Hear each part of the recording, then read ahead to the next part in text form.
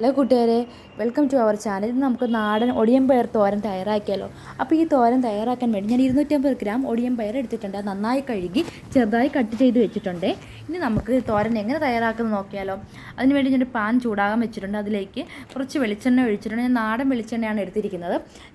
വെളിച്ചെണ്ണ ചൂടായി വരുന്ന സമയത്ത് അതിലേക്ക് 1/2 സ്പൂൺ കടുക് ചേർക്കാം. കടുക് നല്ല രീതിയിൽ പൊട്ടി വരുന്ന സമയത്ത് 2 വറ്റൽമുളകും കുറച്ച് കറിവേപ്പിലയും കൂടി ചേർത്ത് നന്നായിട്ട് ഇളക്കുക. ഈ സമയത്ത് ഫ്ലെയിം കുറച്ചിടുക, കൂട്ടിയിടരുത്, കരിഞ്ഞു പോകും. അതിനുശേഷം നന്നായിട്ട് വഴറ്റിയെടുത്തിട്ട് നമ്മൾ അരിഞ്ഞു വെച്ചിരിക്കുന്ന സവാള ചേർക്കുക. ഞാൻ അരമുറി സവാളയാണ് ചേർത്തേക്കുന്നത്.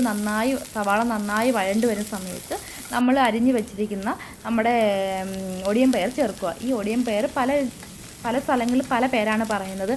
വള്ളിപ്പയർ എന്ന് പറയുന്നുണ്ട്, അച്ചിങ്ങ എന്ന് പറയുന്നുണ്ട്. നിങ്ങളുടെയൊക്കെ നാട്ടിൽ വെറൈറ്റി പേരുകളുണ്ടെങ്കിൽ എനിക്ക് കമൻറ്റ് ചെയ്യണേ. എന്നിട്ട് നന്നായിട്ട് ഇത് യോജിപ്പിച്ചെടുക്കുക. ഇത് വേകാൻ വേണ്ടി ഞാൻ ഇതിലേക്ക് 3 സ്പൂൺ വെള്ളം ചേർക്കുന്നുണ്ട്. ഒരുപാട് വെള്ളം ഒഴിക്കരുത്. 3 സ്പൂൺ വെള്ളം മതി.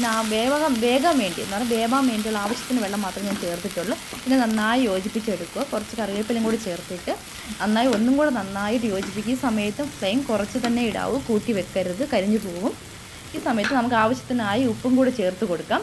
എന്നിട്ട് ഒന്നും കൂടെ നമുക്ക് നന്നായിട്ട് ഇളക്കി കൊടുക്കാം. നന്നായിട്ട് ഇളക്കുക.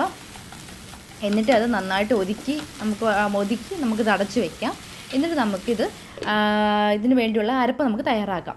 അതിനായിട്ട് ഞാൻ എടുത്തേക്കുന്ന 1/2 കപ്പ് തേങ്ങ എടുത്തിട്ടുണ്ട്. 1/4 സ്പൂൺ ചെറിയ ജീരകം, പച്ചമുളക് 2 പച്ചമുളകും, 1/4 സ്പൂൺ മഞ്ഞൾപ്പൊടി, 1 വെളുത്തുള്ളിയും കൂടെ എടുത്തിട്ട് നമുക്കിത് തരിയായിട്ട് അരിച്ചെടുക്കണം. എന്ന് പറഞ്ഞാൽ വെള്ളം ചേർക്കരുത്, തരിയായിട്ട് നമ്മൾ അരിച്ചെടുക്കണം. ഇനി നമുക്കിതും തുറന്ന് നോക്കാം. നമ്മൾ ഒഴിച്ച് വെള്ളം മൊത്തം വറ്റിയിട്ടുണ്ട്. ഏകദേശം പയർ വെന്തിട്ടുണ്ട്. ഇനി നമുക്ക് നമ്മുടെ തേങ്ങാക്കൂട്ടിലേക്ക് ചേർത്ത് കൊടുക്കാം. ഈ സമയത്തും ഫ്ലെയിം കൂട്ടി വെക്കരുത്, കുറച്ച് തന്നെ വെക്കാവൂ.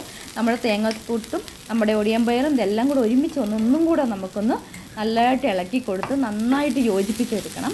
ഈ സമയത്ത് ഞാൻ പ്രത്യേകിച്ച് പറയുന്നുണ്ട്, ഫ്ലെയിം കൂട്ടരുത്, കുറച്ച് തന്നെ വെക്കാവൂ. പെട്ടെന്ന് തന്നെ ഇത് കരിഞ്ഞു പോകും. എന്നിട്ട് ആവശ്യത്തിനായി നമ്മുടെ ഒഴിച്ച് വെള്ളം മൊത്തം വറ്റിയിട്ടുണ്ട്. അതുകൊണ്ട് പെട്ടെന്ന് തന്നെ തീ കയറി പിടിക്കും. അതുകൊണ്ട് കുറച്ച് തന്നെ ഇട്ടേക്കാവും. നന്നായിട്ട് യോജിപ്പിച്ച് കൊടുത്ത് ഒരു 2 മിനിറ്റും കൂടെ നമുക്കൊന്ന് അടച്ച് വെച്ച് വേവിക്കാം. 2 മിനിറ്റും കൂടെ ഈ സമയം സ്ലോയിൽ ഇടുക.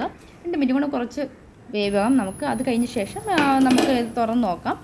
ഇപ്പോൾ ഏകദേശം നന്നായിട്ട് വെന്തിട്ടുണ്ട്. ഇതിപ്പോൾ ഈ സമയത്ത് ഫ്ലെയിം ഓഫ് ചെയ്ത് കൊടുക്കാം. നമ്മുടെ രുചികരമായ നമ്മുടെ ഒടിയൻ പയർ തോരൻ തയ്യാറായിട്ടുണ്ട്. നിങ്ങൾക്ക് ഇതെല്ലാവർക്കും ഇഷ്ടപ്പെടുമെന്ന് വിചാരിക്കുന്നു. ഇഷ്ടപ്പെട്ടെങ്കിൽ കമൻറ്റ് ചെയ്യുക, ഷെയർ ചെയ്യുക, ലൈക്ക് ചെയ്യുക.